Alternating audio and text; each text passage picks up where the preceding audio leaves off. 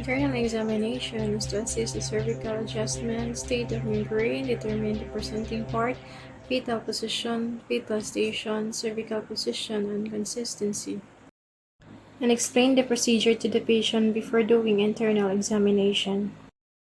Place the patient in dorsal lithotomy position with her buttock at the edge of the examination table.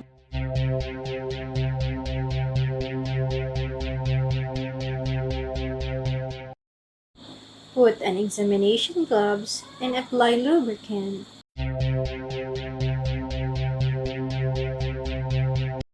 Extend the index and middle fingers, and flex the ring, and the little fingers and thumb should be pointing up.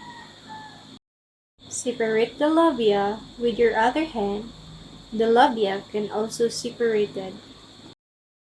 Using the ring and little fingers of the examining hand, insert the index and middle fingers of the examining hand carefully into the vagina. Determine the cervical dilatation. Cervical dilatation is determined estimating the average diameter of the cervical opening by sweeping the examining fingers from the margin of the cervical opening on one side to the opposite side. The diameter transverse is estimated in centimeters. The cervix is dilated fully when the diameter measure is 10 centimeters.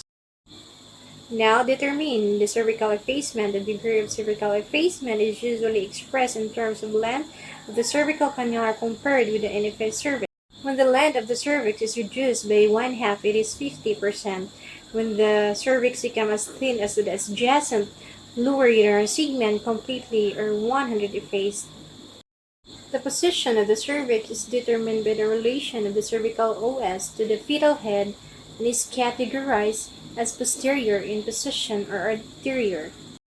Determine the consistency of the cervix as soft, firm, or intermediate between the two. Determine the state of the membrane, whether intact or ruptured. Determine the fetal presenting part, fetal position, and fetal station. The presenting part palpated and differentiation, whether it is vertex or bridge, is accomplished.